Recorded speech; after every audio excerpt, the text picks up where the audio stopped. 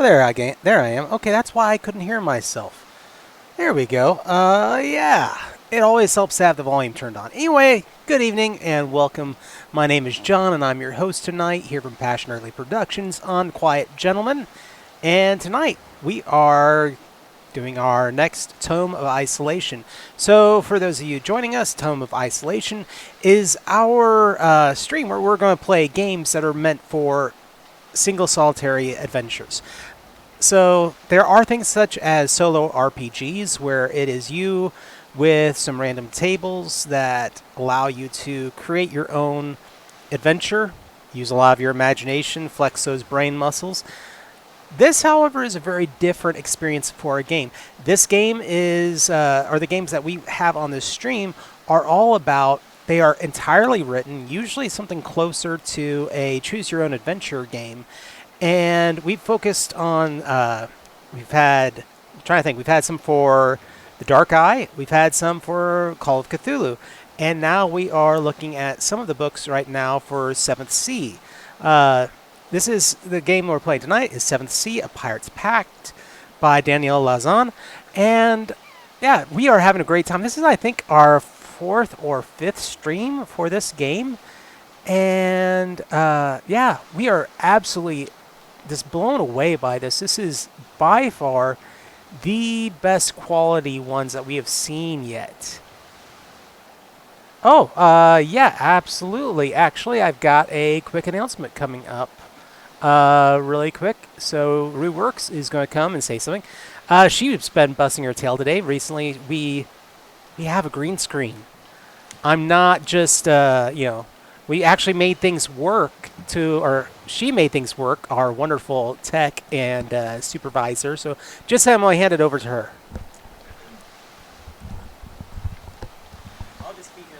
That's fine. Sorry, I usually would not do this, but I did see just this afternoon, it is September, which we should have announced last week, but on Twitch, for the last 4 years, in September, they do September, which if you've thought about ever subbing to this channel and have not done it yet, this is the time to do so, as part of September is if you set up a 1 month recurring subscription, you get 20% off your first month. If you set up a 3 month recurring subscription, you get 25% off your first 3 months. And then if you want to bite the big bullet and go ahead and do a 6 month recurring subscription, you get 30% off your first 6 months. So if you're interested in subbing to a channel, this is now the time to do it because that 20% off is super helpful and it helps us. All the money goes back into the channel to buy better equipment, more game systems, things like that. So that's all I really wanted to say, and enjoy the show.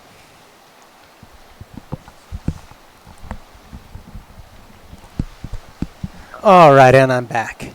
So like I was saying, this is our show for solo RPGs, and even though I will be playing through these by myself, we have chat, and we open up the opportunity for the people in our chat to join us, to come on board, and to help us choose what path we're going to be taking. So far, we have a character whose name is Quinn.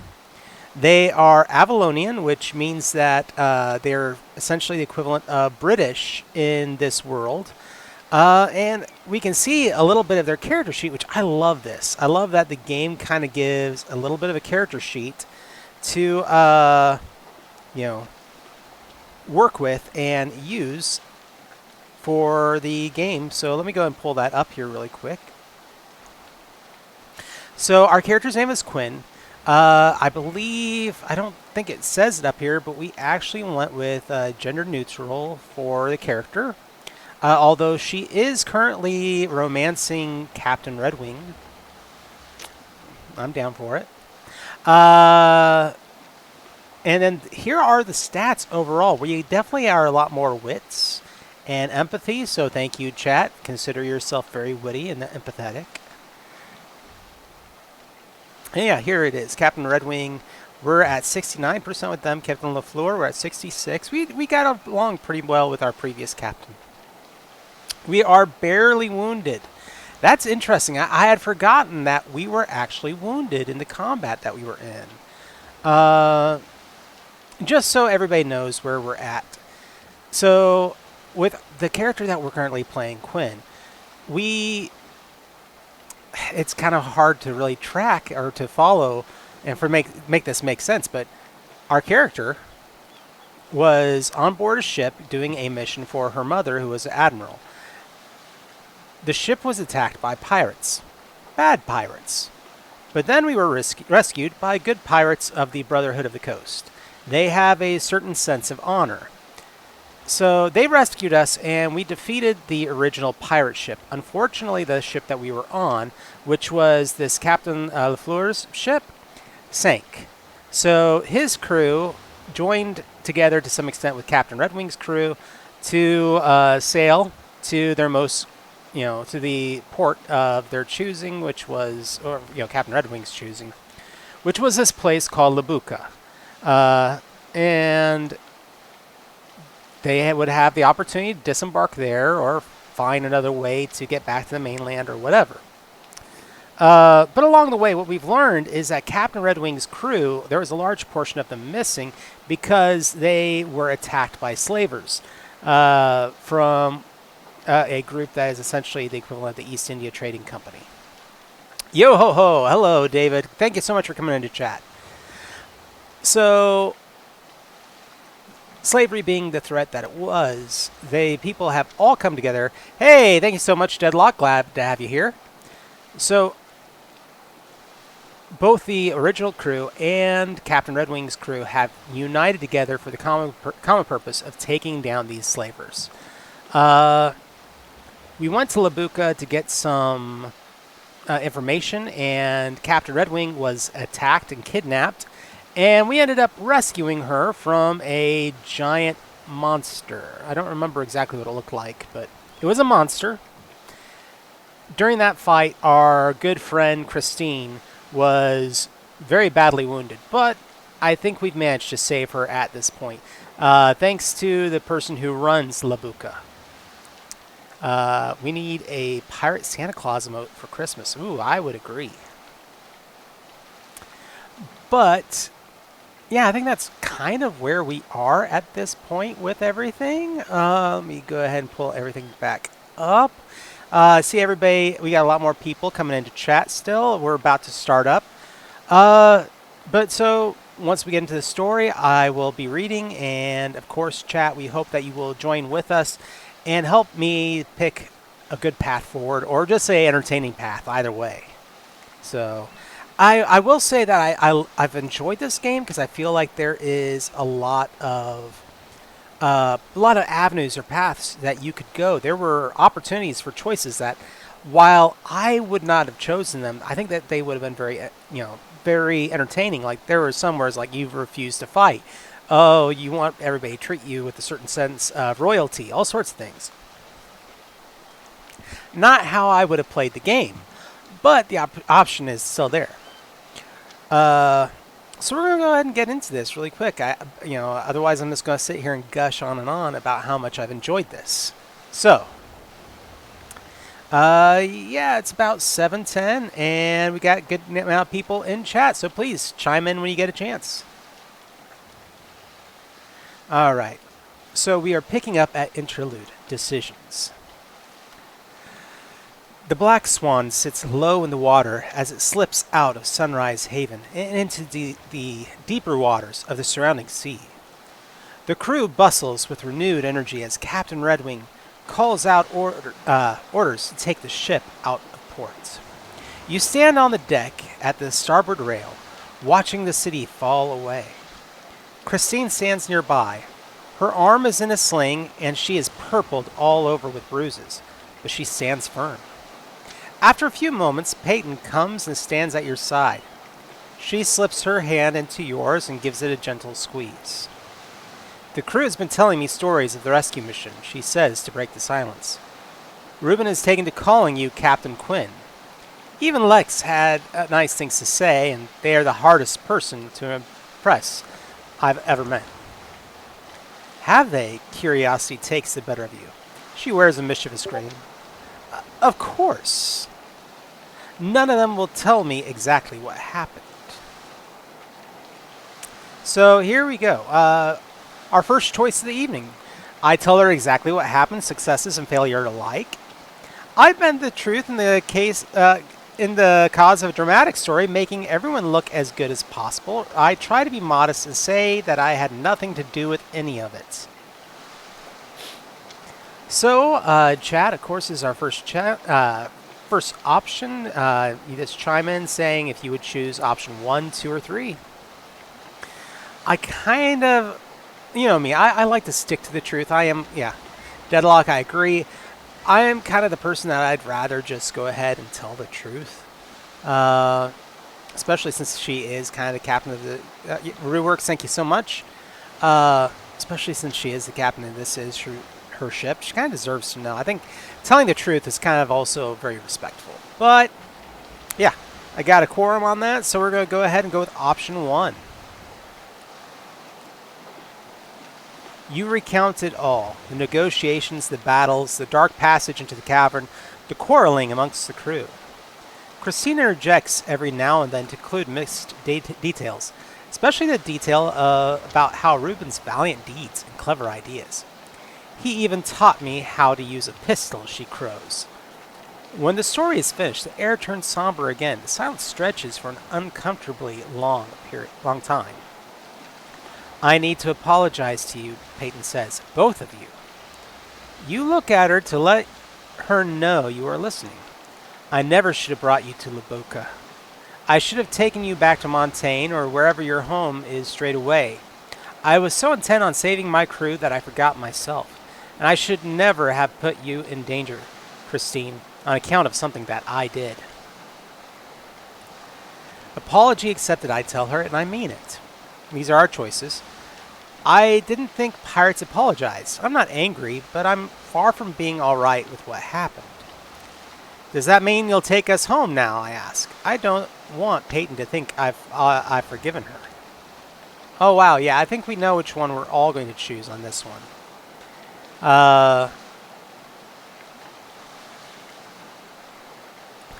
Yeah, I agree, Mooncrow. I mean, it's just like, is this really something that... I don't know. I'm certain there are people out there that would have played this up, especially if you were playing more of the privateer who is angry to be working on a pirate ship. Excellent. Thank you so much, Deadlock and Runeworks. I'll go ahead and go with number 1. Yeah, it never pays to be a jerk. I agree. Especially with pirates. Peyton lets out a sigh of relief, and you realize she was holding her breath. I'm going to take you home, she says without preamble. You try to hide any surprise you might feel at this announcement. Oh, you ask? I should have initially, but now I'm doing the right thing. She pauses as if trying to think of how to proceed. I'd still like it if I had your help, though, when we go to find the crew. If you've got connections back home, this is the time to use them. We need people, resources, anything. I'm not sure what I can do, but I'll try, I tell her. I might be able to get someone to send ships, I tell her. I can't guarantee anything. Get me home, then maybe I'll consider it, I'll say. Yeah, we also... Yeah, I agree, we have. It wouldn't make sense to suddenly be a jerk to your captain and lover. Yeah. We don't play those head games here. No gaslighting.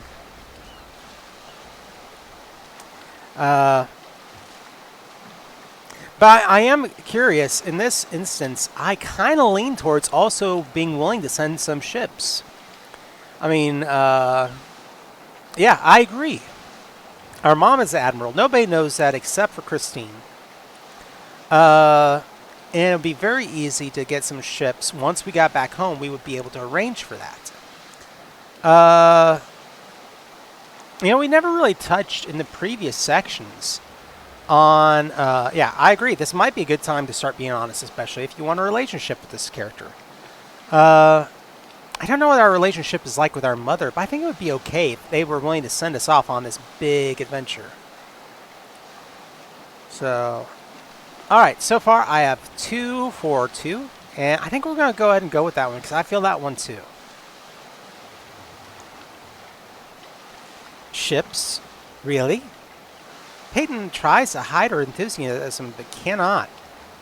I guess you do have connections. If you can, she adds more softly, I'd be more grateful than you can know. I know someone close to the monarchy. I'll do my best, you tell her. That's all I can ask, Peyton replies simply. You look out into the distance as the ship picks up speed. You're going home. Yeah, you've been lying by admission this whole time, but it's already going to be awkward. Best not prolong it.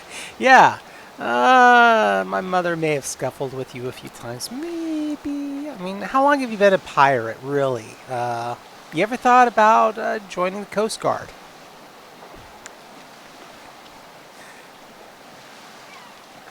Yeah, I know. We never did accomplish our task. I'm kind of like... Is my mom going to be upset? I figure she'll be happy just to know we're alive at the same time. But, you know, hey, whatever. What do I know? The trip back to Avalon is thankfully uneventful. Though it's only been a little over a month since you first left, you feel like a lifetime has passed. Everything about your home looks different to you, from the port to the people going about their daily business on the docks.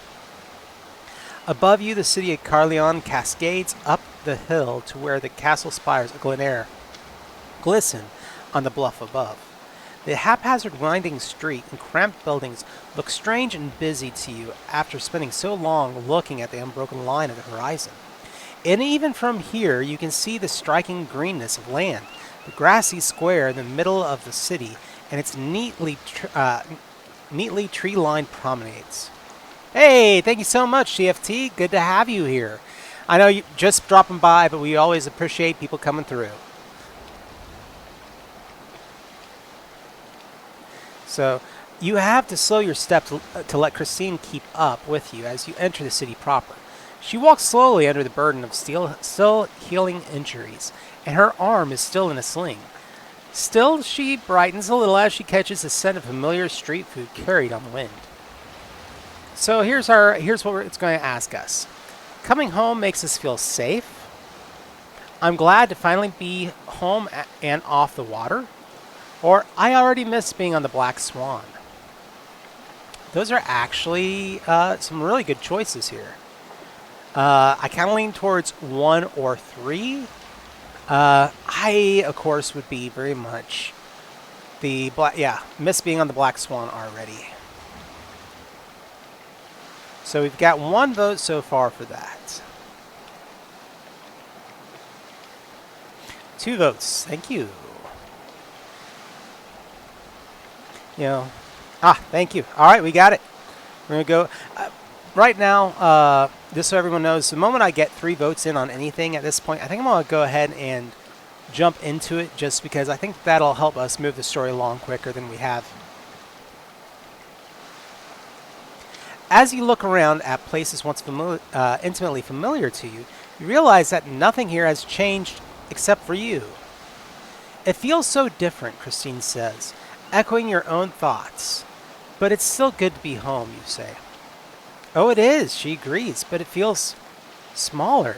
She shakes her head. Everything does, since she nods down at her injuries, her eyes shadowing over. Since then.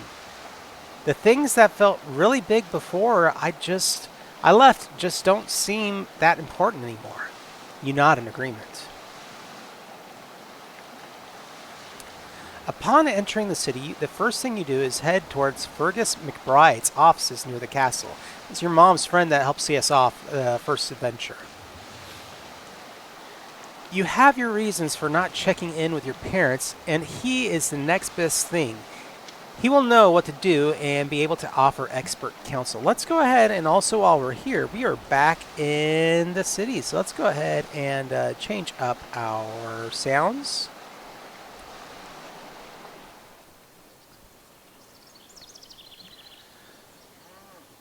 When you walk into the office, McBride is sitting at a desk, reading through correspondences. He looks up as you enter, and a look of surprise is quickly replaced by a warm smile.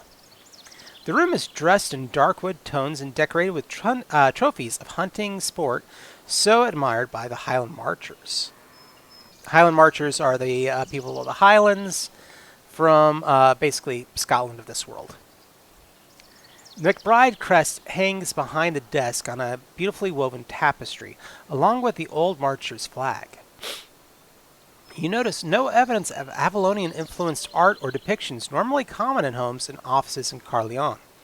Not even a portrait of Queen Elaine. "Quinn, come in," he says with a faint smile. "Welcome home." "It's good to be home.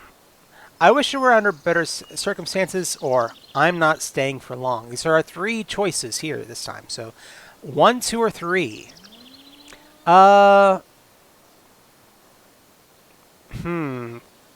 So obviously we never made it all the way to, I believe it was Castile we were going to.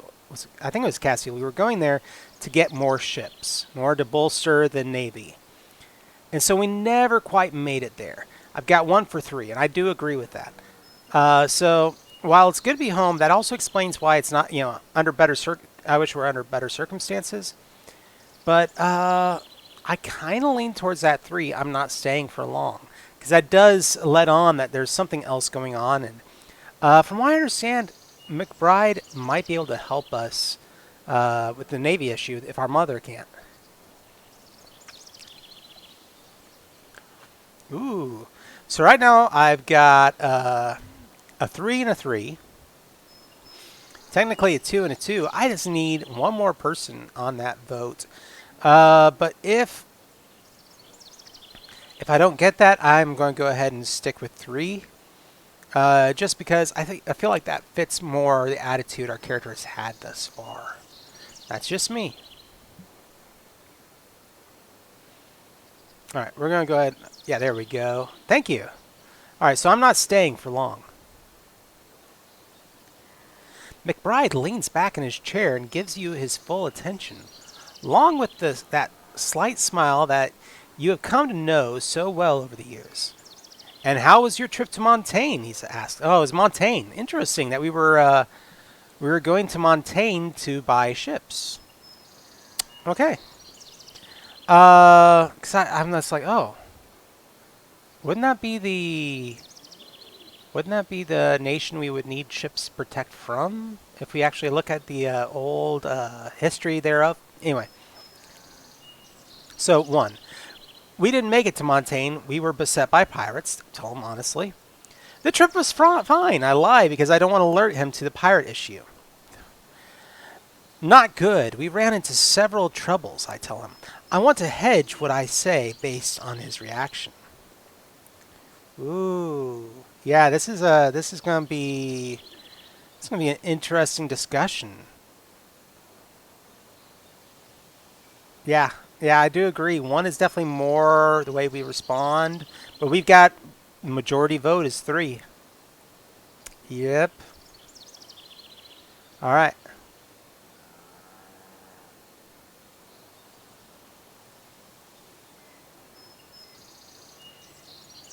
"Trouble, you say?" McBride echoes. "What kind of trouble?" His voice betrays a hint of tension that you didn't hear earlier. "We didn't make it to Montaigne," you tell him, still hedging. "No? What happened?" he asks. "That isn't as important as the business I've come here for," you say. Concern crosses McBride's face. The look quickly changes to one of consternation. He is clearly tired of your deflections. "Are you going to tell me why you're here then, or am I going to have to guess?" "I came to ask for your help," you tell him. "Ah, there it is. Care to explain?" He appears to relax now that you've given the conversation context. "I need some ships to help right a wrong done to me and my friends. There are slavers taken Avalonian prisoners, and we need to stop them. We need to increase the naval presence in our waters." Well, I don't think number 3 is a good one. So far I've got a 2 from Ruworks. Framing it that they are Avalonian prisoners would definitely do well.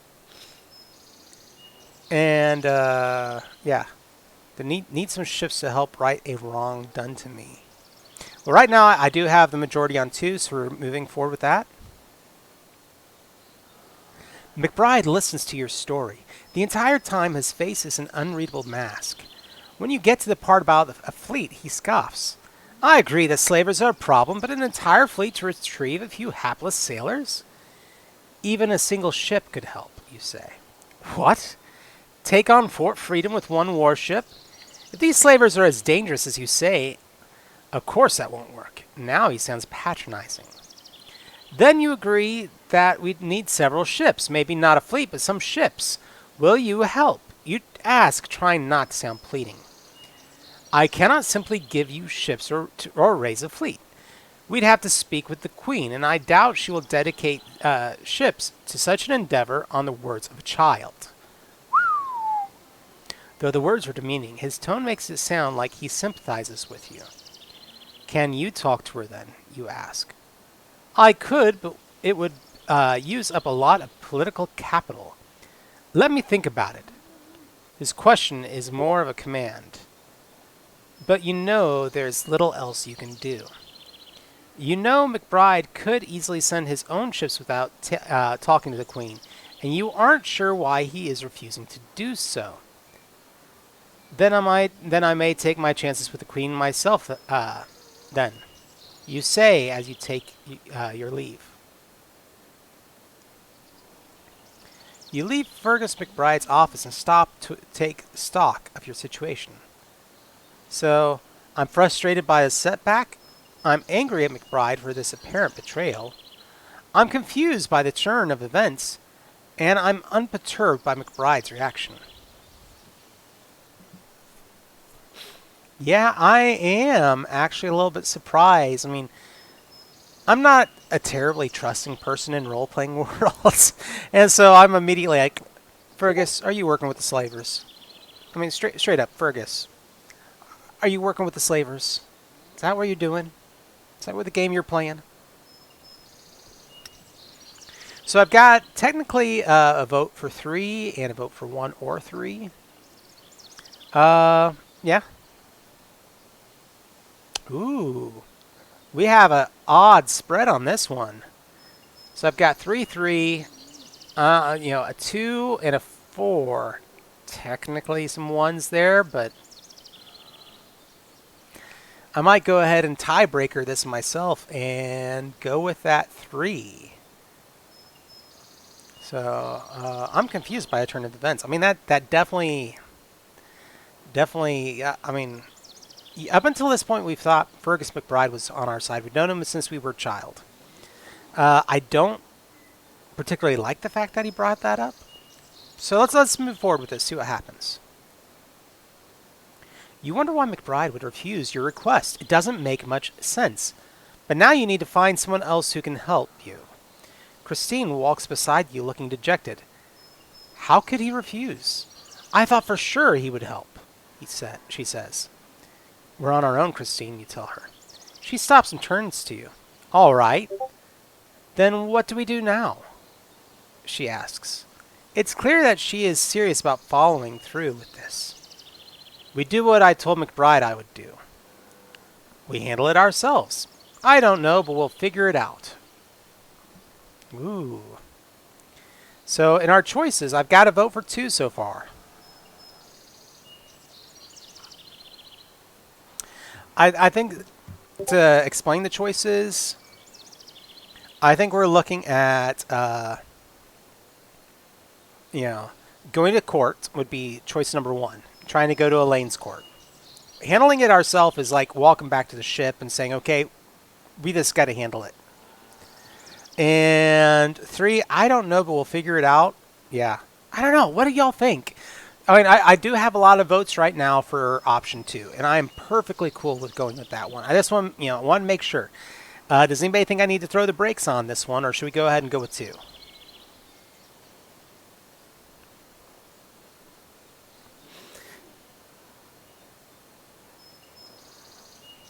Now, that's also possible, yeah. Let's go ahead and go. Let's go with 2. I do have the majority vote on that. Let's see what happens. The look of determination in Christine's eye tells you that she agrees. She nods once and sets out again. With your mind made up, you head to the royal palace. Okay, so you're right. It looks like All right, thank you so much, TFT. We really enjoyed having you in, and good luck on your streams this week. We'll be certain to send people your way, man.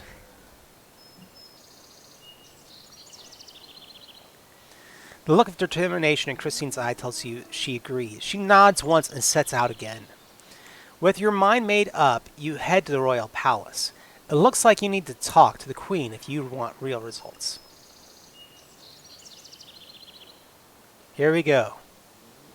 As you approach the door of the royal palace, a group of guards close ranks in front of you. "Halt!" shouts one of them in the lead. "I am Quinn Williams, and I am here to..." You begin to announce yourself and your business, but then cut off when you realize there is no crest on their uniform. No royal colors on their livery. Their uniforms only barely match. These are not royal guards. "You are under arrest," the commander declares. I halt and let them arrest me. I'm already thinking of a plan to get myself out of this. I pull a weapon. I will fight.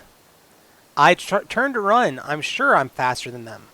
I pretend I'm someone else. I think we're going to have to go with 2 or 3. Hear me out. I really don't want to do 3 because I'm worried about Christine being able to keep up. I don't think it's a coup. I think... Honestly, I don't trust Fergus, and I think he's sent some people to stop us. I think he's setting this up because he knows what's going on. Deadlock. Yeah, well, I don't think any of us want to let them arrest us. I don't like any of them. I don't mind fighting. This is, if this were 7th Seas and this was the game, like the actual role-playing game, and I was going to take on 4 guys by myself, I would do it all day long. 7th Seas is a game system that is built for that. But let's see if that's the right move for this. I say let's go on. Let's fight it out.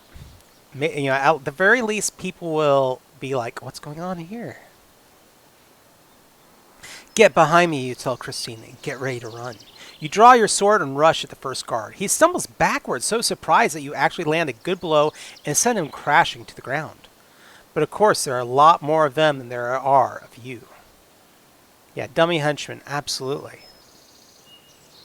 You try your best to defend yourself, but the guards, mercenaries, you now realize, quickly overpower you and remove your sword. "We hope we'd take you without any fuss," the commander growls.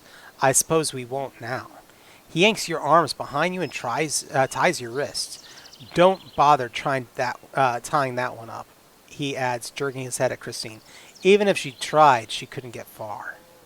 The mercenaries lead you through the streets, muttering amongst themselves in words too low and too thickly accented for you to make out. Ooh, accented.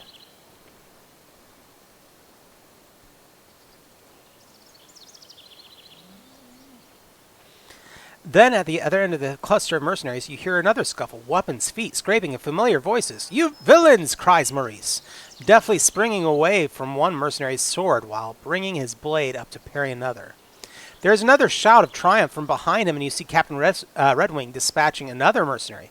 Farther on, Ruben, Akuso, and several other crew members battle against more of them. Thankfully not the crew member whose name I always mess up. What? You barely get out. "We thought you might need help," Maurice explains. "You rescue me, and I rescue you." Peyton tosses back, breathless from fighting, but still grinning. "That's how this works, doesn't it?" Of course, the next line. "We're not letting you get hurt, Quinn," Siobhan calls. "You're one of us now." Maurice darts over to you and swiftly cuts your bonds and hands you a spare sword. "With the addition of the crew members, the fight with the mercenaries is more fair." I attack the mercenaries, intending to take them all out. It'll be harder, but I want to capture one to get more information. I try to convince the mercenaries to leave now that I have friends with me. Oh, let's capture one of these. Prove me right. Prove me right.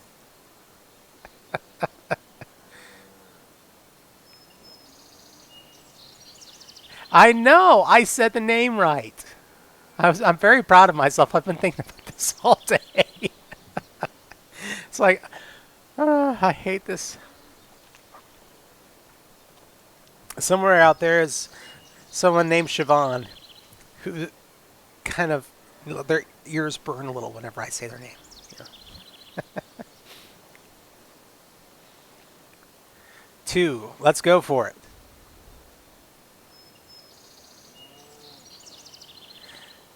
Oh, you thought Maurice cupped your bonds? No, no. Here we go. Try to take one alive, you call out to your friends. You lunge at a mercenary closest to you and send him to the ground. You take another one in the sword arm as you try to extricate yourself from the foes clustered around you. You single out one mercenary and keep her occupied, while your friends deal with the rest. The guards are clearly seasoned and not as skilled as them. But not as skilled as them. The crew easily overcomes them while you distract your quarry. At the end, only she remains. She tries to run when she realizes she is alone, but you are quicker. You grab her arm and motion for Maurice to bind her hands. Who sent you? She struggles against her bonds, but not for long. It was Fergus McBride. Mm-hmm. She sighs. Your heart sinks. You knew that Fergus McBride wasn't acting right, but you didn't think he would betray you. Why, you ask? He told us to bring you to him. Look, I didn't get paid enough to risk my life to protect him. I told you all I know. She squirms against her bonds. I let her go. I leave her tied up and in the street with her friends. I take her to the local constable. I'm kind of down for taking her to the constable. Top 10 anime betrayals. Yeah. You know, almost. Obviously, our master is still alive. Sephiroth has not leaped through the air with a sword through our loved one. You know. Ooh, good argument, Mooncrow. We don't know who else Fergus has on pay. I mean, the one Scottish person in the entire game so far, and you have to do this to us. Why?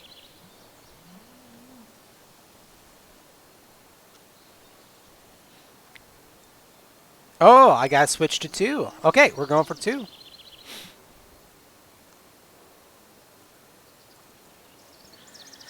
Let's go, you say the rest as you start away.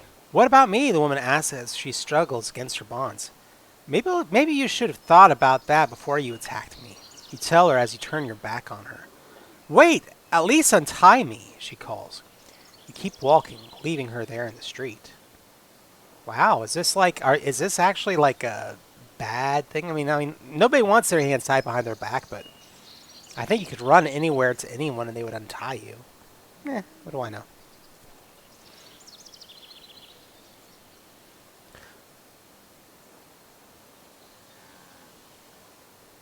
I did click the right button, right? Yeah.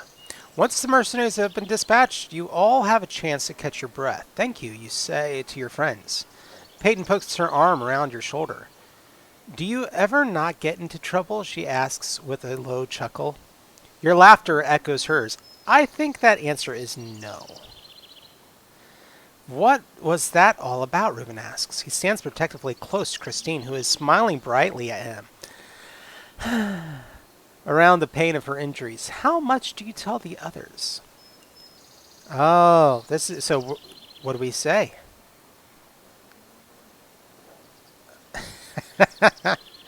You've got a badass revenge movie. Oh yeah.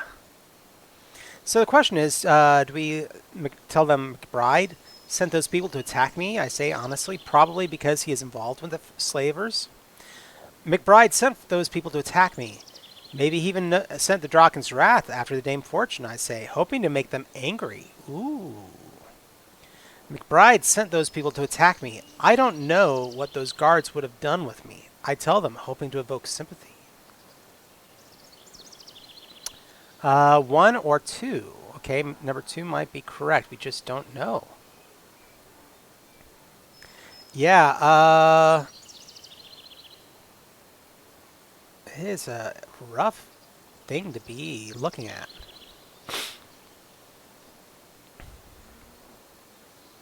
Yeah, but which one is honest? Well, it does say honest in the first one. So let's go with one. Let's be honest. It's worked to our benefit so far.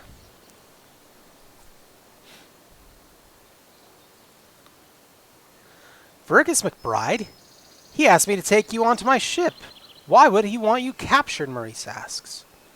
When I got into town, I went to see him first. I told him about the Atavian Trading Company and capturing slaves from our waters. I asked for assistance, but it was clear he didn't really want to help. And when I got to the Royal Palace, those mercenaries were waiting for me, you tell him. You don't think McBride is in league with the ATC, do you? If he is, you need to be wary. Maybe we should abandon this avenue and just head back to Aragosta, Peyton says worriedly. It seems likely. That would be the only reason for such an attack, you respond. Oui. So what now, Maurice asks. I need to get to Glenair Castle to talk to Queen Elaine. She's the only one I can trust to get ships into the water, you tell him. Does that mean you are definitely going to help the Black Swan? Peyton asks. Our responses can be. Well, I have no plans of turning you in. We'll see how things go, or once I'm done here, I'll help you. We don't know if... do we know if your mom's in trouble? Save the rum.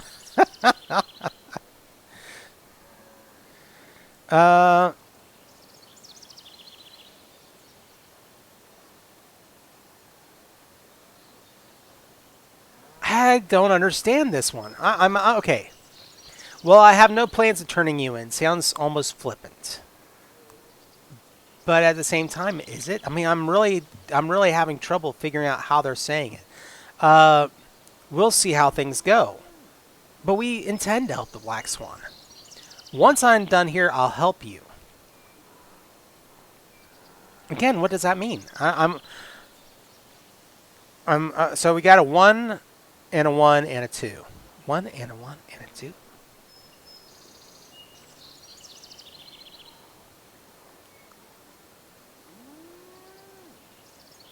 Does the Pope poop in the woods? Okay, well, let's go with it. Let's see what happens. Ready? All right, let's go with 1.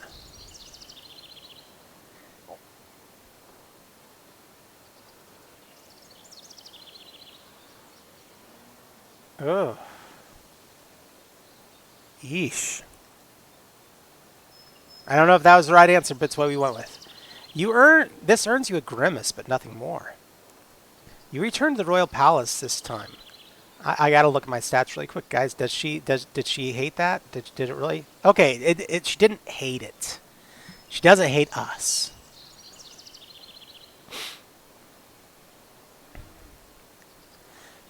But nothing more. You return to the Royal Palace, this time with your crew, the Black Swan, in tow. You request an audience with Queen Elaine, but are made to wait until her audience hour.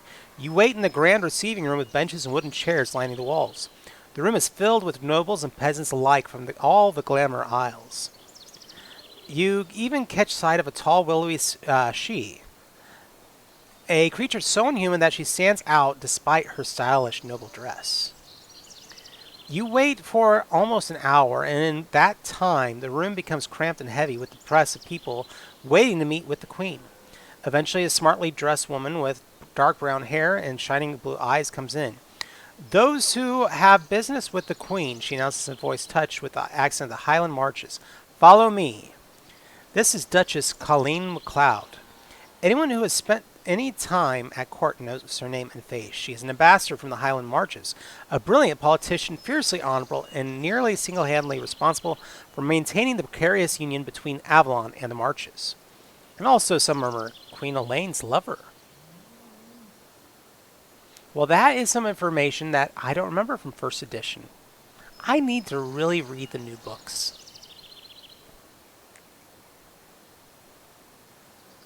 More directly relevant for you, though, is the fact that, as a Highlander, she has not been acquainted with Fergus McBride. She has long been acquainted with Fergus McBride. What that means to your present situation, you do not know.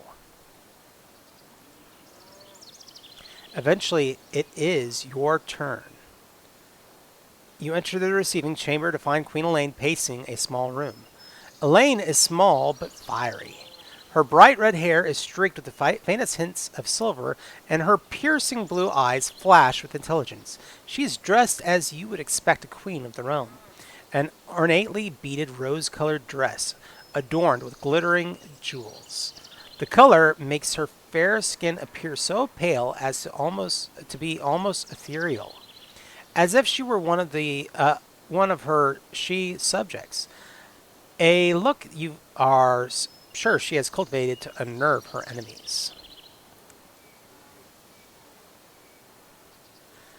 A few chairs stand scattered about, but no throne. Guards stand at each of the doors, and Duchess MacLeod stands in the room with you. Queen Elaine looks at you and the group standing with you and gestures.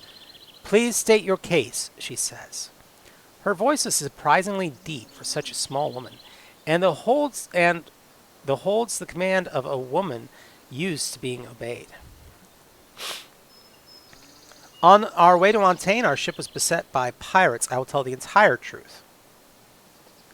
The Atabean Trading Company is attacking Avalonian ships. I will try to incriminate McBride as much as possible. We need ships to police Avalonian waters. I lead. I will focus only on the threat to the realm and not mention McBride. Ooh.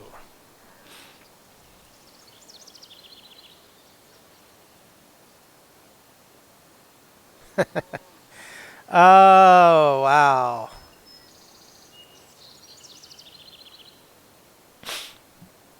Yeah, I don't know if the whole truth is good in this situation. Thank you, Epernius. Hey, thank you so much for coming into chat tonight. I don't know if the whole truth is good because that would reveal that Captain Redwing is a pirate, and that would incriminate your lover. I think the whole truth is not good at this point.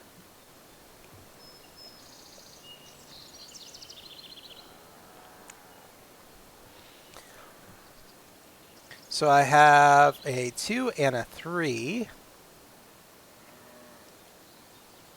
And I have another 2. All right, we're going with 2. Let's get on it.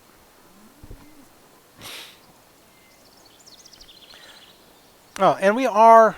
I need to change that over. We are now in a... I'm wondering what this would be considered for a good location. Because here you are, you're meeting with the Queen. Let's go with...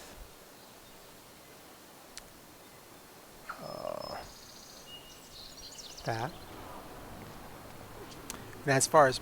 We'll actually go ahead and pull some music in, since we are in this throne room. You tell her everything you know about the Atabean Trading Company. Most of it you learned in Labuka, which you explained to some degree, but mostly leave out the pirate attack. You tell her about your conversation with Fergus McBride and the subsequent attempted kidnappings. She listens in silence as you tell your story, but every time you mention Labuka or getting back home, she raises her eyebrows. She knows you aren't telling her everything, but she doesn't press you on what you're leaving out. When you finish, the Queen gives a passing glance at Duchess MacLeod before speaking. You have told quite a tale. I have known for some time that the Separatists are trying to undermine my rule, and that Fergus McBride is one of their most prominent leaders. Ooh. Now it appears these slavers are working in our waters unchecked, and that could only happen if someone were helping them. But why would anyone, let alone McBride, do such a thing? To undermine my rule, perhaps, she continues, answering her own question. To make it look as if I cannot keep my people safe? But they are his people too. Why sell them into slavery? Perhaps there is some other goal that is serving for the Separatists. I must know for certain, and this turn of events presents an opportunity. The Queen smiles. Queen Elaine fixes you with the full force of her gaze. I cannot gather evidence of this plot on my own behalf, And most of my agents are known to the Separatists already. But you? You are not. McBride may be your enemy now, but not everyone knows that. Surely there are some who still believe you to be his friend. And they will not suspect that you would be digging around for evidence against him. Your mother's name is known, but your own less so. So, this is a service that you can do for your crown. And perhaps by solving my problem, you will also solve your own. Work in secret as much as you can, and then report back to me. On your way back, you meet up with Christine once more. My parents aren't home, she says, more confused and worried.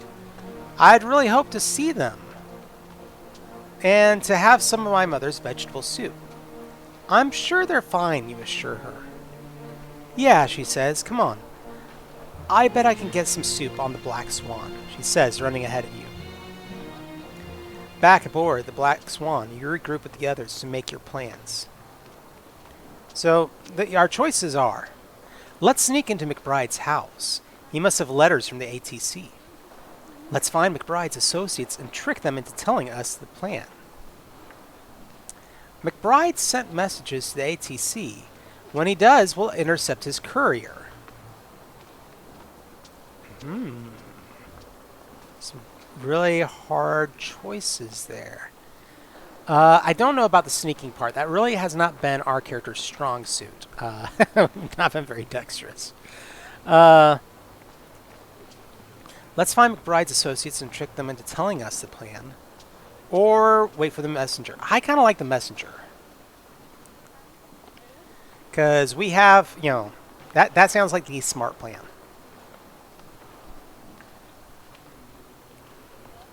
All right, we got our 3-on-3.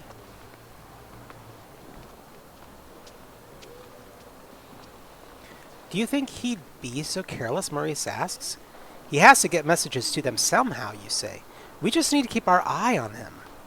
We can send someone he doesn't know to watch him and alert us whenever anything comes in or out, he muses. Lex and Reuben serve as scouts. They catch up with McBride back at his office where you met with him earlier that day. They follow him everywhere for the next 2 days. Each of them reports in regularly to give updates. By this time, they have mapped out a relatively regular schedule, and in the time he hasn't met with anyone who could be considered part of the separatist movement. You knew it wouldn't be fast or easy, and your instincts are being confirmed. Midway through the 3rd day, Lex comes running into the room you have been renting as your base of operations. We've got a hit, they say, breathless from running, as they rush into the room. Reuben is following them, but they are headed to the docks. To the docks! When Maurice and Lex and you reach the docks, Lex leads you straight to Reuben. He has been standing in front of a market stall perusing its wares, and desperately trying not to look either impatient or conspicuous. He lets out a breath of relief when he sees you and motions you quickly down a side alley. As you turn to follow his motion, you catch sight of a tall woman dressed in traditional Vesamenyar. They've changed the way this word is said in the new edition. Vesamenyar, traveling clothes, complete with fur and dark leather. She carries a heavy leather satchel over one shoulder, but more importantly, she carries several bladed weapons and at least one visible pistol. Vesamenyar. Thank you very much. The letter must be in the satchel, Lex says. And now you put into action the plan that you have spent the last 3 days perfecting. A good plan? Time to make a diversion, you declare. Upset some stalls, get some chaos going, and I'll grab the bag, you say. Maurice, Lex, and Reuben each peel away from you and head in different directions. Lex bolts down the street and runs into a stall just in front of where the woman is walking. They grab a few items and dart back out. The shopkeeper starts yelling. The courier stops in surprise at the theft that happened right in front of her. Reuben has gotten in front of the commotion and pulled a few carts into the middle of the road, causing a backup of pedestrian traffic. You slip up behind the woman who is looking wary now that so much commotion is going on around her. Maurice is harassing a nearby shop owner about the price he paid for a bolt of cloth a week ago. He pulled bolts down into the street, causing an even larger mess up as people try to walk around the angry Montaigne man. She can't keep up with everything going on, and when she steps back out into the street, you have a chance to make your move. So here's the plan, guys. What are we going to do? I bump into her to knock her off balance. I grab her bag when she isn't looking and run. I slip my hand in the bag to grab the letters. Yeah. 1. What do my stats look like? I'll show you really quick. So, we're more about... this character is much more in the wits empathy department. We do obviously have some panache, but when it comes to brawn and finesse, those are definitely not our strong points. We're much more the planner, leader. Yeah.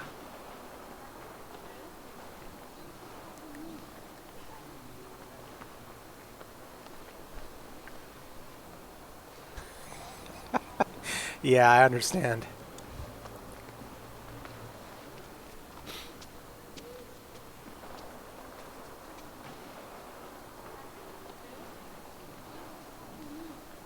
I know in the old books, ever so often they would call them they would shorten it just down to Veston. Did they decide that that was still appropriate? Because I know it's in the old books it was Vendel and Veston. I'm curious if that shortening was still considered appropriate.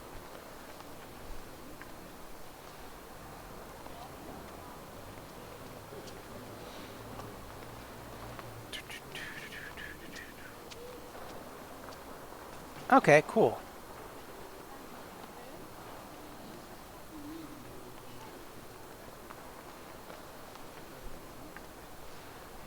All right, so my experience with okay, yeah, 2 or 3.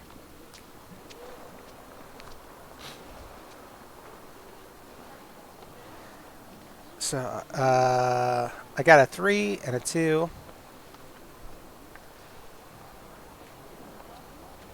Yeah. I doubt my experience with Veston is usually culturally they're considered to be a little bit more stout. They pride themselves a little bit more on strength or being a more stout build. So I feel like not stealing the bag and not trying to bump them is a better plan. So we'll go ahead and do the slip your hand. You come up to her as she is looking around and put your hand in her bag. As you feel around for papers, you feel her grab your arm in a firm grip. You lock eyes with her and she growls at you in anger. You quickly twist your arm out of her grasp and pull it away, taking whatever you had in hand from her bag with it. You turn and run. She tries to follow, but the press of the crowd stops her. You stop a ways off to look at what you grabbed. You have a rolled parchment with McBride's seal pressed into the wax. You crack it open and read. ST. 2 ships with you, with your good sets of sail tomorrow. One is the Caravel Aster, and the other is the Caravel Goldfinch. Target these ships as soon as possible, for they travel north to Veston, and the precious cargo will slip your hands. As always, Sea Dog ships are still on your list. FM, ST, Sigrid Thomas. Wow. Proof. Proof!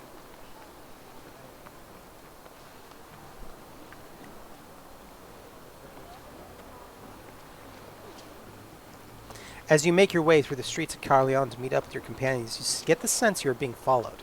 You look around but don't see anyone. So we got, I try to lose the tail through the cleverly circling around.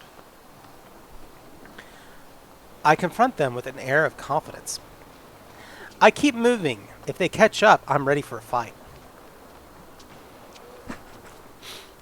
I tend to think that we need to try and lose them. Yeah, definitely. So I've got a vote for 2. If we got... Oh, I got Roxy with a 1 or a 3. I've got another one. I got a 1 or a 3. Y'all have got to start picking one. Give me only one.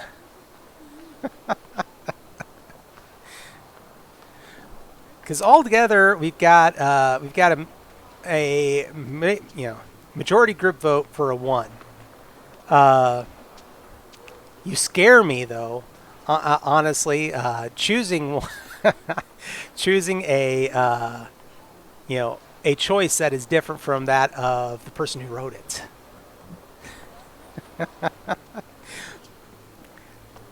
We're gonna go with 1 though, just this time around. And y'all, if something bad happens, you're like, no, follow Impernius's lead next time.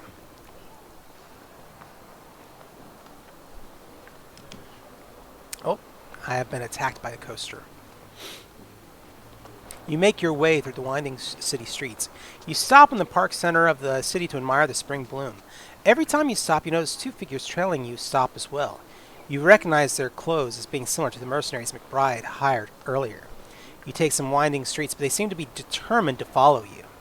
And then you take the busy street leading to the market district. You pass through some stalls and from the back of a larger market stall, you slip into a back alley. Once there, you break into a run until you reach the parallel street. You head back the way you came, trying to blend in with the crowd. You finally lost them, and it's safe to return to your friends. When you tell Maurice about the tale, he seems concerned. It seems McBride is on to us. And if we keep snooping around, you might not be as lucky next time. I think it's time to turn in and see what kind of dirt we've turned up. So, here we go. Now that everyone is back together, you reveal what you've found. I was hoping it wasn't true, Christine says. You can see that this proof has her conflicted. She spent more time with the McBrides than you ever did, and this news rocks her trust. Now to get this back to Queen Elaine, you tell the assembled group. You head once again to Glenair Castle. It's later in the day than the last time you were here, and much of the castle is settled down for tea.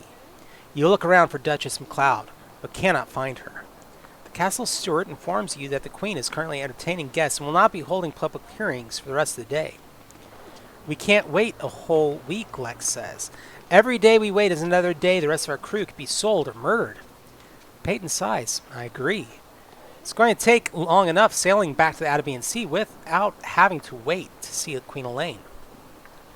The group nods in agreement. So we get this information to her now, Reuben says. Can we just leave it for her somewhere, he asks. Let's just go to her tea. I'm sure she'll let us in once she knows we're trying to see her. I'll try to find a servant and convince them to bring it to her while she's at tea. We'll just leave it for her where we know she'll find it. She'll know it's from us. I don't think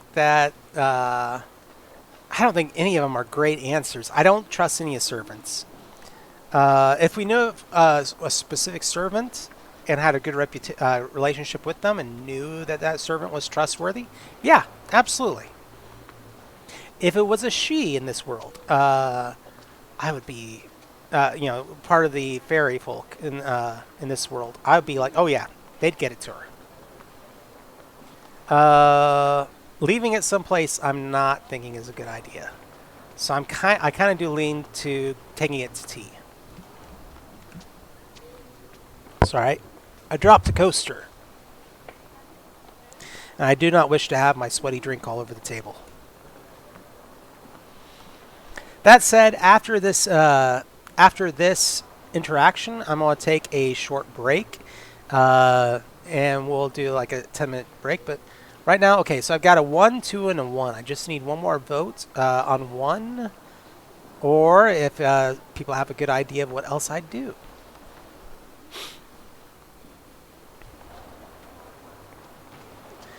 I think it'd be hilarious if we went to the tea and she's sitting there with Fergus McBride herself.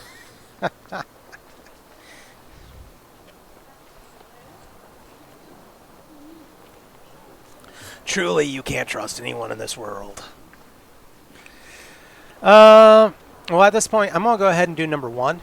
And then after this, we'll break. Okay?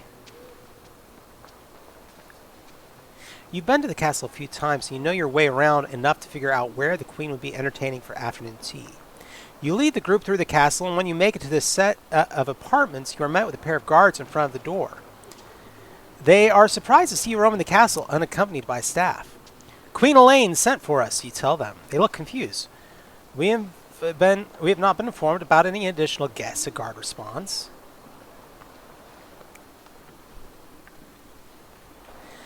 You affect your best noble condescension. Are you regularly apprised of everything the Queen does and says? No, he stammers. But this is a private affair. Yes, and how else would I have known where and when to arrive, you press? But the tea started 10 minutes ago, he says. Clearly, you've never heard of being fashionably late. Now, please do not make me any later than I already am. If you have a problem, just ask the Queen. I'm sure she will be happy to deign to educate you, you tell him. The thought of the Queen's ire is enough to send him into fits. The guardroom opens the doors and lets you through. Once inside, you make your way to the Queen's tea room. The walls are covered in elaborate silk wallpaper depicting a forested scene that looks like you walked right into fairy. Queen Elaine sits with two foreign nobles of Eisen dress. She looks up as you enter and quickly masks any shock she might have felt. Ah, Quinn, I'm so glad you could join us, she says without missing a beat. I can't stay long, Your Majesty, you say, knowing that you shouldn't press your luck here. I just want to share my findings with you. You reach into your pocket and hand her a thick roll of parchment. It is everything you know about the Separatist plan. She takes it and quickly secrets it into her overly large sleeve. I'm so sorry you can't stay, but thank you for delivering this. I'll send word later, she says. You retreat from the room and the castle to await further instructions. Alright guys, we're going to go ahead and we're going to do our 10-minute break right here. And when we get back in 10 minutes, we'll go ahead and step forward into the next scene. All things considered, I know people in chat are going to keep talking, and please do so. We will see y'all in 10 minutes, all right?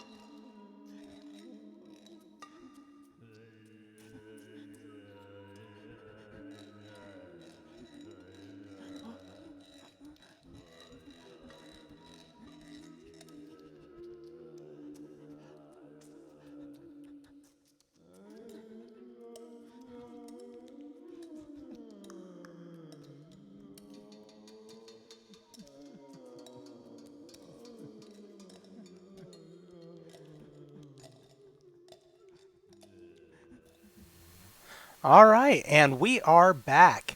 So, welcome back, everyone, to Tomes of Isolation. This is our show where we specifically look at games that can be played as pretty much a one-player solo adventure that does not involve, uh, essentially, it doesn't involve any engines or any form of tables that you have to create the world for you. These are usually a little bit more like choose your own adventures done in a style of the role-playing game. So we are back this week. We are looking at the Seventh Seas game, A Pirate's Pact. So written by Danielle Lauzon, and we're having a great time with it. We had just finished a one of our choices. Let's try and pull everything up here. And had just left the court of Queen Elaine, or at least her castle, and we're awaiting further instructions on how we're going to deal with some slavers and pirates. So let's go ahead and get that started back up. Get our everything else going. There we go. You don't have to wait long. The next morning, a courier brings you a summons to Queen Elaine's court. The summons mentions an official court hearing, including charges being brought upon Fergus McBride. You dress yourself in your best noble dress fit for court. Heavy brocade and blue and gold with lace trim and light gold accents and dark gloves. Sounds nice. Your shoes shine brightly with fresh polish, and your hair is tied back with a blue ribbon to match the rest of your ensemble. You arrive in court to find many nobles gathered in the throne room. Elaine sits upon the throne, and McBride stands nearly at attention before her and slightly to the side. So we're in a courtroom. Let's go ahead and pull up maybe a town hall, if it'll come up there.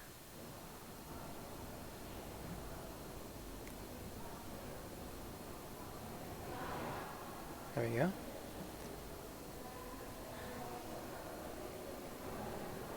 Half the room is filled with people dressed in the typical marcher style, with thick wool skirts and kilts and brightly dyed tartans showing their clan colors. They make an impressive sight all gathered like that, but you know that this does not bode well if the Queen makes any moves against McBride without hard evidence. You see now why she wanted this to be secret. Fergus McBride's eyes alight on you when he sees you enter. The rest of the crew enter and filter to the back of the room, ready in case there's trouble. You've told them that they can't start a fight in the throne room, and while they agreed, several of them have hidden daggers at the ready. The Queen also notices you and calls the court to order. I have gathered you here to discuss a serious accusation brought to my attention. I wish to hear all sides of this before I pass judgment. She turns to Fergus McBride. I would like to hear what you have to say about both the slave traders and the pirates who seem to be plaguing our waters, she says to him. Her tone is gentle and inviting, and you can see that she hopes to lure him into a tight spot by describing the situation as bad on his own. McBride nods and turns to try to face both the Queen and the assembled audience to the best of his ability. He looks at you and shoots you a wicked grin. We certainly have a pirate problem, Your Majesty. He points at you as he speaks. Here is a shining example of what Avalon has to contend with. Quinn Williams is a pirate, a ruffian, and a thief. He assembles the crowd. The assembled crowd murmurs in shock. Only a few days ago, they came to me asking for assistance in rebuilding their pirate fleet. Of course, I refused. But it is all too common a state of affairs. He turns towards Elaine. Is the Crown willing to lock up every person who takes up the black flag? He asks, his voice gone snide with contempt. How do you respond? Ooh. I listen to McBride's speech in silence and wait for the moment to catch him in his lie. I interrupt with a grand speech trying to bait him into making a mistake. I point my sword at McBride. How dare you slander my name? I will not fight him here, but I will challenge him. It's kind of cool. Interesting set of choices there. So 1, 2, or 3. I've got a choice for 1 so far. Thank you. It's one of those things. Ooh, yes. 1 and a 1. Yeah, I don't think I want to call out in the Queen's court and draw attention to myself until she does such. So, yeah, I think we're going to go with that one for right now.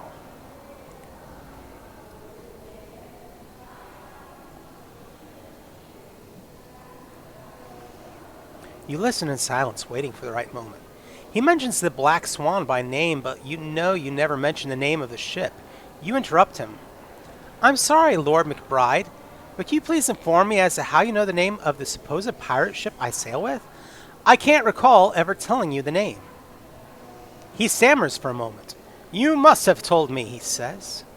No, but I do know that you had someone following me, and why would you be doing that, you ask? I did no such thing. But you knew I came to speak with the Queen, you ask? Yes, of course, he says, perplexed. So you have been spying on the Queen, you press. I? What? No, I was concerned about you. I asked someone to look in on you. He is very concerned now. So which is it? Was someone following me or was someone spying on the Queen? You can't seem to keep your lies straight. Enough, Queen Elaine interjects. I will have order. You will settle this later. Now I require more testimony. That is when the Queen turns to you.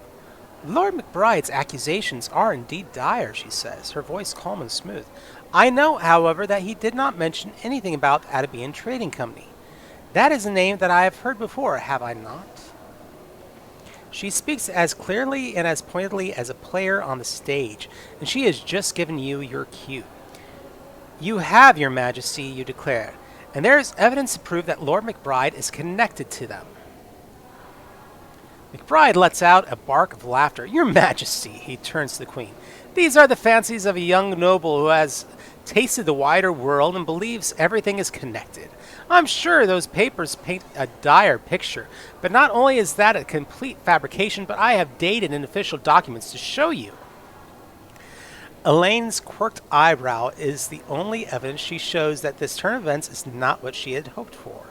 McBride is prepared with correspondence and letters between Duchess MacLeod and himself discussing the issue of slavery and how to best handle the situation. He has also correspondences from Sigrid Thomas that thank him for his polite refusal for business and threaten him if he does anything to her ships. He has loads of papers, all pointing to McBride being on the side of Avalon. He had time to prepare, and everything you gave the Queen is now suspect. The Queen accepts his papers with a polite calm, handing them to her aide. Thank you, Lord McBride. I will look over these papers personally. Is there anything else you would like to add? Nothing, your majesty. He bows graciously. She nods.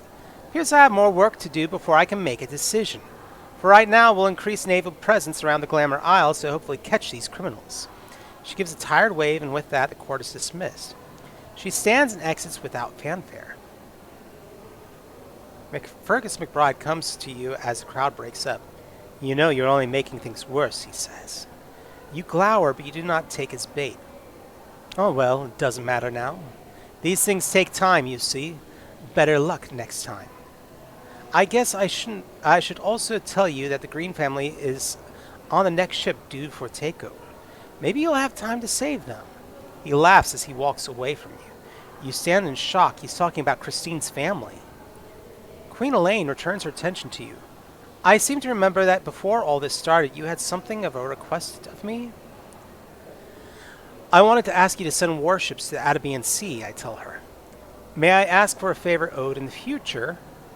Or, McBride said that my friends, the Greens, are in danger. Please help me rescue them. Tough questions. So, yeah, I forgot.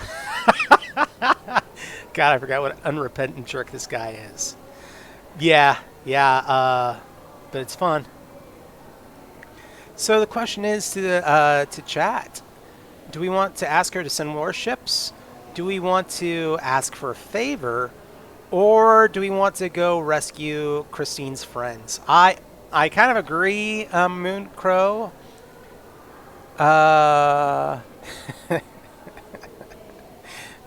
Turd fungus. I kind of see, Christine, we've been there for her a lot. She's been there for us. It seems to be the right choice, in my opinion. Does anybody? Anyone else want to second that on number 3? Yeah. Here we go, guys. The Queen gives you a rare, genuine smile. You are kind and loyal to your friends. That is to be admired, indeed. I will give you the aid that you request. Send me a letter with the details, and it will be done. She nods and stands to leave, indicating that the audience is over. The room clears and you stand with the crew surrounding you. They can see something is wrong just by the look on your face. Peyton is the first to notice. She takes one look at you and starts murmuring to the crew to get back to the ship. Christine prods you gently. You look too upset for what just happened. What did McBride say to you? She's always been so insightful. Your family, you say. The slavers have them. You still don't know how you feel about McBride's laughing confession. Christine gasps. What do you mean? They've been in Castile? She exclaims. Or they've been in Castile? He says that their ships on his list. I don't know if it's true. We can't chance it, you tell her. Christine bursts into sobs. Get yourself together. Crying won't save them. I console her and say nothing. We'll save them, don't worry. Yeah.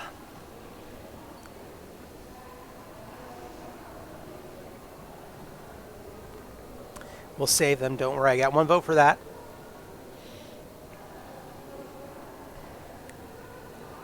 Two votes. There we go. All right.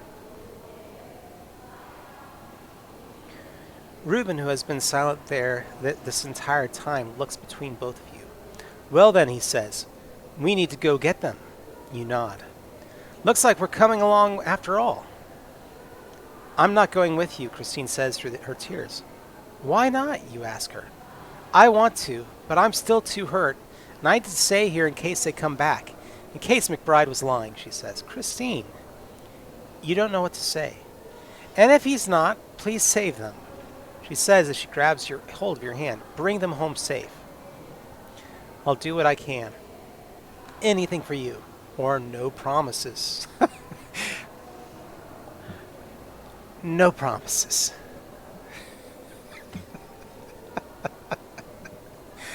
Oh, that would be so much fun.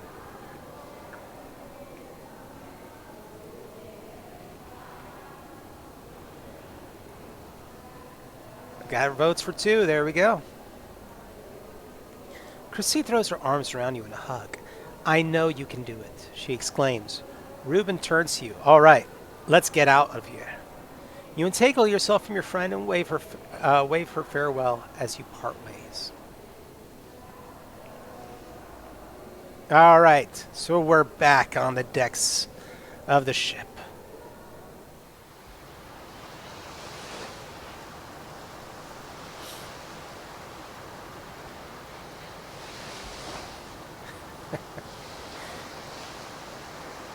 The wind whips through your hair as you stand on the Black Swan's deck, sailing south once more towards warmer waters. It's only been a few days since you left Avalon, and you've already fallen back into the routine of ship life. On deck, Peyton calls orders from the ship's wheel. The crew jumps to obey, their spirits high now that they voyage to rescue their friends. Nearly all of Dame Fortune's crew joined the Black Swan. When you set back out to rescue the enslaved pirates, Akuso included. They are just as invested in the well-being of the Black Swan as its own crew, and without another ship to immediately join, they decide to see this out to the end. Now that you are no longer a passenger, the crew expects you to pull your own weight around the ship. What job do you do? I work the sails. It takes a deft hand, but I feel more comfortable in the rigging. I help with navigation. I enjoy putting my mind to work, and I'm best suited to the work. I work below decks. It's hard work, but I don't mind as long as I don't have to climb the sheets. Kind of go with number two if we're playing into our strengths. Working in the rigging might be good if we're trying to improve our skills or our stats in that, but I leave it up to the chat. As always. Number two. Got 2 for 2. All right.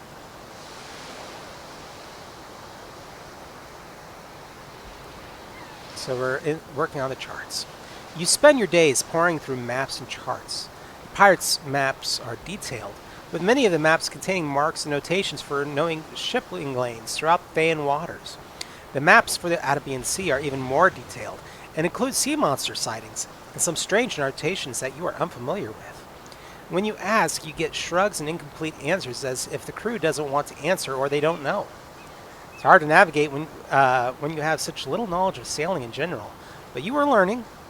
You get told several times that there are some secrets of the Brotherhood you can't learn until you sign the charter. Of course, this is always delivered with the clear expectation that you will eventually sign said charter. They clearly view you as one of their own now. The days are long, but the crew is at least pleasant to you. They mark the work you do on the ship and make no mention of what happened on Labuka Island or in Avalon. The focus is completely on making the best time to the Atabean Sea. In the evenings, most of the crew make up games to play, and often they don't seem to know the rules. Most commonly, they play Sweet Jenny, though they barter crusty sea biscuits instead of guilders, citing the laws of the charter. Lex and Akuso train in swords work in their off time. You hadn't expected them to want to spend so much time in each other's company, but their common interest has drawn them together, not to mention their respect for each other's skills. And of course, many of the crews simply spend their time with their friends. How do you spend your time? Speaking of which, where do I have it? Oh, there it is. One moment, while everybody's choosing that, I have to do this. I'm sorry. And I know Roxy knows exactly what I'm going for. One moment.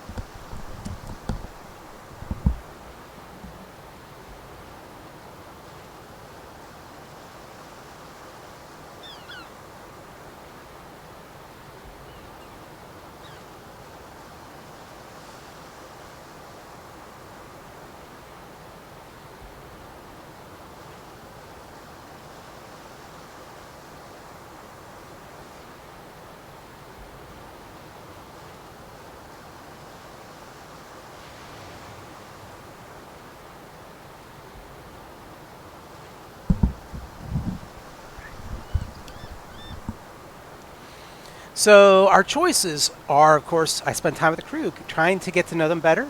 I spend time training with Lex and Akuso to improve my sword work. Or I spend most of my free time with Peyton. So I've got a choice for 3, and Levi wants a 1. I want to do all the things too. No, the reason I had to disappear a moment there, I'm a huge fan of the Seventh Seas world. I have tons of the books, and I bought extra copies so that if I have players, I can loan them books. But I had to go and grab my copy of Sweet Jenny off the shelf since I do own it. Yeah, I'm a hardcore fan. I actually, Impernius, I actually have the Seventh Sea card game poster that they put out for shops way back in the AEG days. This is my jam. I love this world. But anyway, yeah, no, Sweet Jenny is an absolutely phenomenal game, and we have brought it to board game nights several times, and people love it. So, just tossing that out there. All right, but so far, I have a 3, a 1, and a 3. And with the Mean Crow, that's also a 3. So we're going to go with a 3. Yeah. Spend most of my free time with Peyton. As the captain of the ship, Peyton rarely has much time to herself, but she's pleased to spend what time she can with you. You're just as likely to spend what time poring over nautical charts or discussing the politics of the Atabean as being in more intimate settings. I'll make a captain out of you yet, she says one night with a grin. Some people have joked about you becoming a captain, but this is the first time that Peyton has said it. Even though she's smiling, there's a hint of something more serious behind it. Alright, so our choices are, this is a lot of choices this time. I don't know if the sailor's life is for me. Psh. I know that I could never be a pirate, but a captain maybe. I could never be a pirate, but I won't tell Peyton that. Perhaps I could be a captain. I think I'd like that. I don't think I want to be captain, but I want to spend more time with you. All right. Yeah, we are definitely talking about doing a Seventh Seas show on the channel. That's contingent on certain other things going on, but yeah, I love this system. Oh yeah, 4 or 5 are definitely my choices if it was up to me. You know, especially if you're joining the Brotherhood, because I don't know I don't know what it is in me. I think we all have this thing where we want to be pirates, but I would love to join the pirates, especially a group such as the Brotherhood. We got a 4. We're gonna go for that.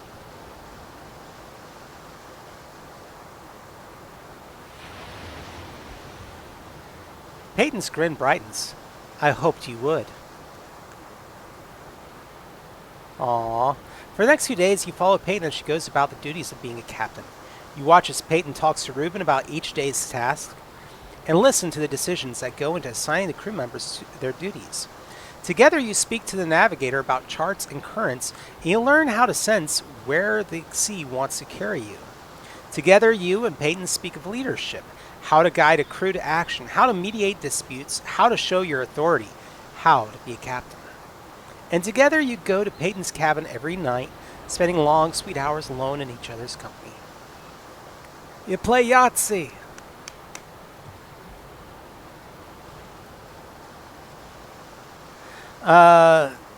Very late one night, when the ship is quiet, save for the creak of boards and the soft lap of waves, Peyton breaks the silence. This fight isn't yours, you know, she says one night, very quietly. Or Maurice's, or Akasso's, or any of yours. She looks away, losing herself in the darkness. What if it ends badly? What if it's all for nothing? These people are all following me, trusting me to lead them. You've never heard her speak this way before. Only now in the deep of night and under the cover of the unknowable, do her deepest fears come out. What if I don't live up to that trust? So our choices. You're doing the best you can. That's all that anyone can ask. They made their choice. The consequences are on them, not on you. Is that the right thing to say? I mean, it's true. But if it's your fight, then it's mine too. I'll stand by your side no matter what. It's for a good cause. I'd want to take on this fight anyway, and so do they. Ooh. So right now, Mooncrow says 3, and I kind of agree with that. Yeah. Yep. There we go. Peyton holds you closer. Thank you for that. When you're here, I think I can win this fight after all. One afternoon, as you work, Peyton comes to you and talk about what to do next. We know the Black Swan can't take Fort Freedom alone, she says somberly. Now it's time that we ask the Atabean Sea for help. You nod. There have to be people all over the islands who want to take down the ATC. Oh, there definitely are, she agrees.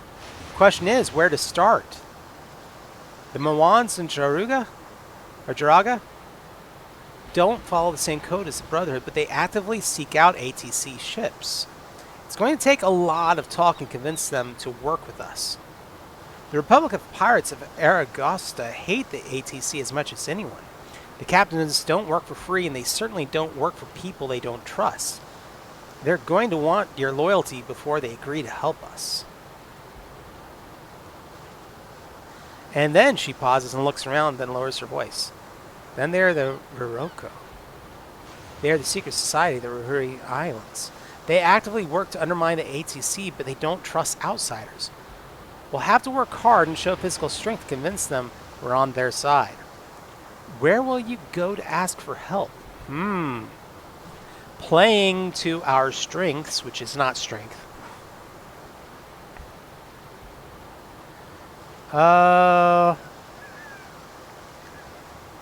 So the Pirates of Aragosta won't do it for free. The Mawans of Jaragua won't, it'll take talking, which we're good at. Those are good stats for us. You can go to all 3. This is just choosing which order you go in. Okay. What do y'all think, guys? I kind of want to go to Jaragua, but yeah. I've got to vote for number 2 from Deadlock. Play your strengths, yep.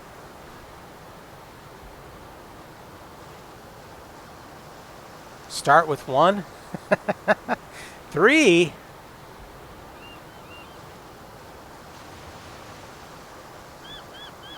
Goodness, I think I got to vote for just about everything. We'll end up going to all of them, I would figure. I don't think we're going to skip out on any of them. And at the same time, we'll probably do a little bit more, and then we're going to go ahead and get ready. Oh, I said you can. That doesn't mean you should. All right. Well, let's go ahead and we'll do Jaragua. And we'll probably be breaking here pretty soon. Yeah. Let's go ahead and do this, and we'll see. I'll plan on ending it, or at least prepping for break in about 5 minutes.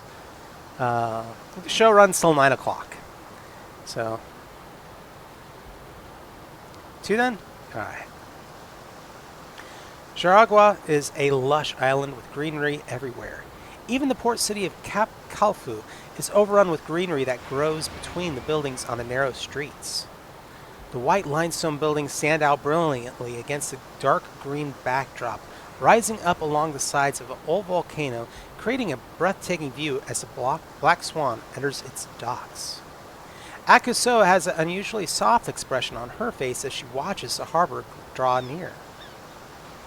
I was born here, she says quietly, before I was taken. Enslaved, she means. Her stoic manner holds back most of the emotion that she must be feeling at this moment.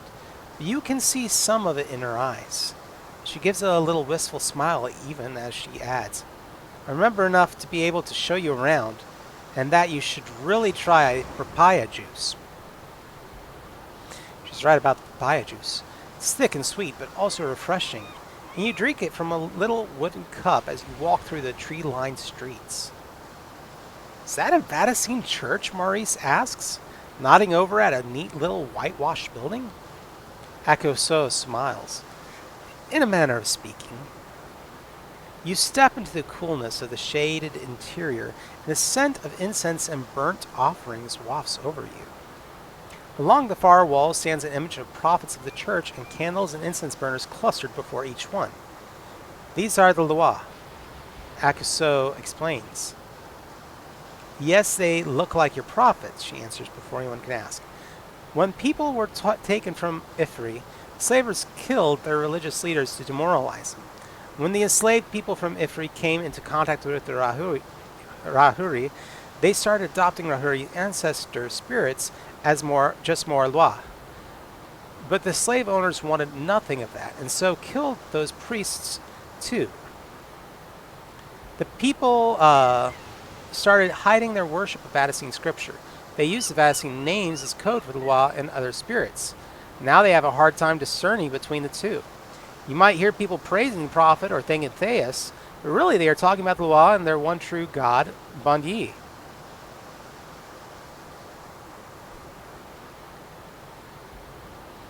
What is the difference between them? Oh, so we got some choices. What is the difference between them?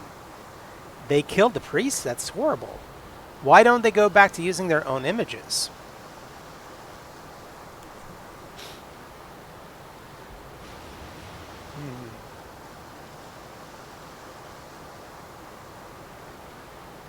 It's really kind of cool. I like the interpretation of the religion. So...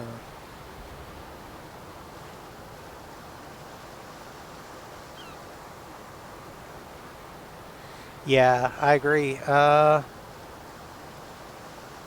to vote on 3. Yeah.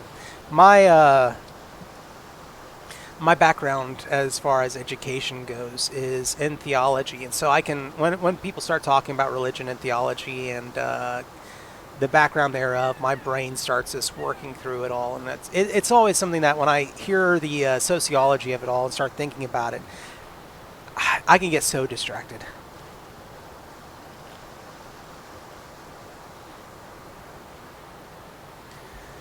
All right, so we're gonna go with 3. Akuso shakes her head. Most of us only know what our parents told us, which isn't much. These images serve just as well as any others, but the Loa don't seem to care either way. She gives another one of those small, thoughtful smiles. They still come to those who call. You leave the small chapel and head down into the city proper. People here recently won their freedom from the Atabean Trading Company, Akuso says as you walk together through the city. So they should want to help us, you say. Maybe, she says with a sigh. But this is a pirate ship, and we're going to save pirates. We may have common enemies, but not everyone here will want to work with pirates. You'll need to be careful about how you ask for help, and what you tell them. Do you know who I should talk to first then? You ask. Akuso shakes her head. I have not been here since long before the uprising. I remember where the church is and what the streets look like. I have no idea who is in charge right now. So, let's think of a clever story that will get people to give us the information. I'll go tell people that we want to attack Fort Freedom. If we're obvious enough, maybe they'll find us. I'm pretending to be an ambassador from Avalon and convince people to take me to whoever is in charge.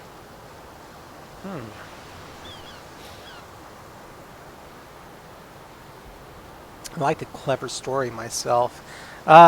This, if we are on a portion of a mission, ooh.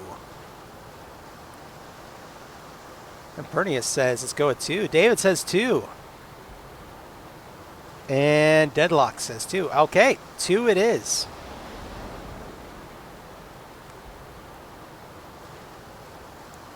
Or you'll get yourself imprisoned for working with the ATC, Akuso retorts.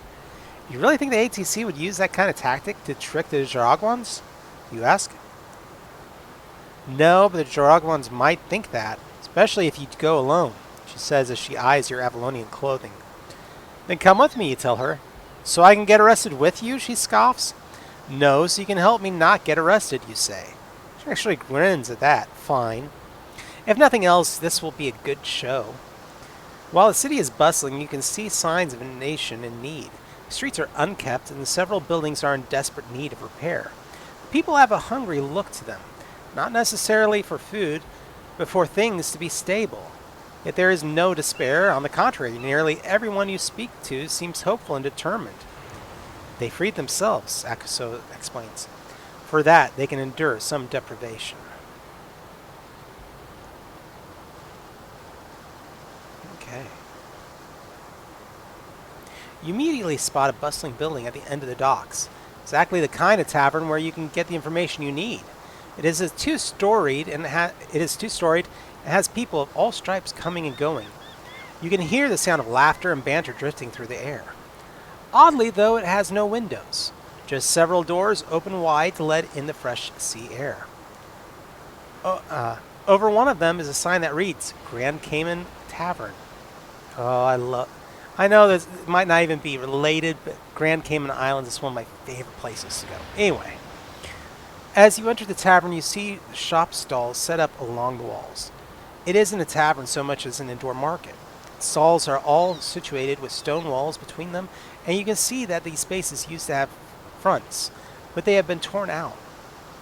At the start, you realize this building used to be some kind of prison. You've seen it, Akuso says quietly, noticing the expression on your face. It used to be a senzala, a slave hut. I remember the way it used to be. And now it's a tavern? A market? She offers a faint smile. Now it is a place where free people can find happiness, can make an honest living buying and selling to each other. She shakes her head sharply to clear it and then says, You said you wanted to do something obvious. Right, you agree. You head towards a long circular bar set up in the middle of the building with a short, dark woman standing behind it. As you reach the counter, the woman asks, What'll you have? New in town, aren't you? The people here call me Auntie Love. Her accent sounds Montaigne mixed with Ifrian. In other words, a lot like Akuso. Just a cup of ale. I need to keep my head about me as later I sail to Fort Freedom to end slavery for good, you say. Auntie Love's eyes go wide as she glances around the busy tavern. It's clear that people nearby heard you as well, and you can hear murmurs about the ATC begin to spread. If you have the courage to come in here and shout about that, you might be able to do what you said you're going to. You talked to the oligarchy yet? You shake your head, no. But it sounds like they're the ones who can give me the help I need. They are, she agrees. And if you're going to fight against the ATC, you're going to need their help and then some. Go up to the Republic Palace and see if you can get their aid. Wow, that worked!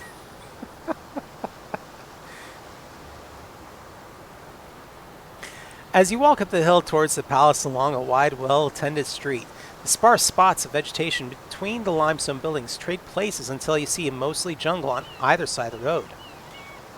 Earlier in the inner city, the buildings were crowded together, walls almost touching.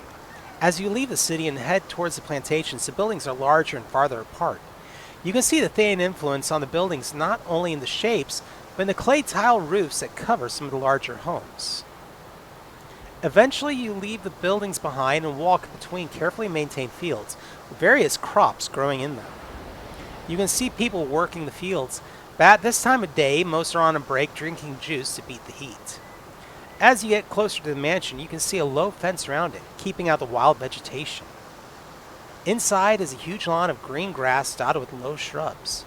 Anyone inside the mansion can see people approaching from the road well before reaching the building. Guards keep a perimeter, but they do not stop you from walking up to the front door. It is quite a change from the well-guarded palace that you are used to back home in Avalon. You're greeted by a lean, darkly tanned woman wearing a crisp military uniform of blue and brown, with her black hair pulled into a tight bun at the back of her head. Despite her austere appearance, she gives Akuso and you a warm smile when she opens the door. Good afternoon. What brings you to the Republican Palace today? She adds in a way of greeting. Where most of the people you have met so far sound like Akuso, this woman's accent is closer to Lex's. She must be Rahuri.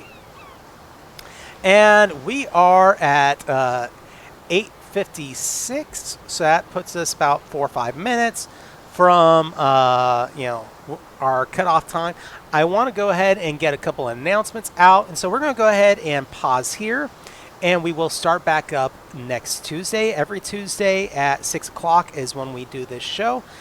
Please be sure to tell other people. But that said, let's go ahead and really get some announcements out of the way really quick. This Thursday is going to be our next episode of Illuminated Page. That is our Masks in Nyarlathotep, Call of Cthulhu 7th edition playthrough. So we are continuing that campaign. Matt is the GM for that one. Both myself and Roxy and David who are in chat tonight. We're all players with that game.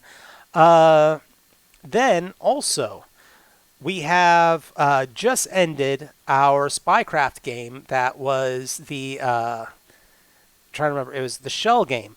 So that should all be up on our YouTube channel right now. The last episode should be up in the next few days, but that was a wonderful, wonderful series. We had Alyssa Appleton joining us with that one. Thank you so much, Impernius. We really appreciated having you in the chat tonight. But yes, so Spycraft, we had Alyssa Appleton, who is a wonderful member of the tabletop community, and honestly, we were just really thrilled to have her come out and join us. She's helped out with several shows, on different channels before, so it was just an honor altogether. Other than that said, in the week following that, so next week, we have on Thursday night the return of Growing Shadows, which is the Ninja Crusade actual play that is from Third Eye Games and written by Eloy Lasanta. and the great crew over there. And yeah, we are coming back that evening. I want to be sure to let everyone know, please go and follow our YouTube channel. My goal I always do a goal. Whenever we got a game coming up for Ninja Crusade, and so far it's unlocked plot points, items, NPCs.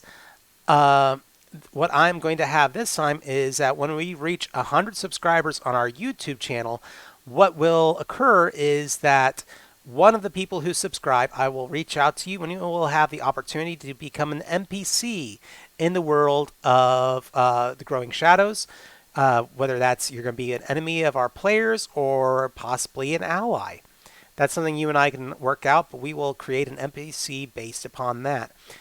We have to reach 100 subscribers. That said, we are just at almost 100 people following this channel, which is wonderful. If you are not following us already, we would love to have you following us here. We're trying to bump this up as well, over 100, and we would love to get that going. Also, this month, like Roxy said earlier in the show, is the big follower push for September. It's a subscribe September. So there's a special discount and everything else going on. If you look in the chat, you should see all kinds of information about that going on. Anyway, I think that's pretty much all the main messages going on. Roxy is, of course, in several different games going on out there. We have, let's see, she is involved in a game on Wednesday and a game on Friday. One with CFT RPG and also one with the League of Adventurers, I believe. It's the League of Adventurers, the League of Explorers. League of Explorers, that's right. And she's playing Deadlands, Hell on Earth. So, that said, trying to think of anything else going on right now. Those are going to be the big things. Other than that, please be sure to follow us all on social media. That's about all that I can say for now. I think that's it. Anyway, thank you everyone for tuning in, and we will see you. Yep, we're gonna go ahead and raid League of Gentlemen right now. I'll let her come and do that because I don't know how to set up the raid. But anyway, here we go.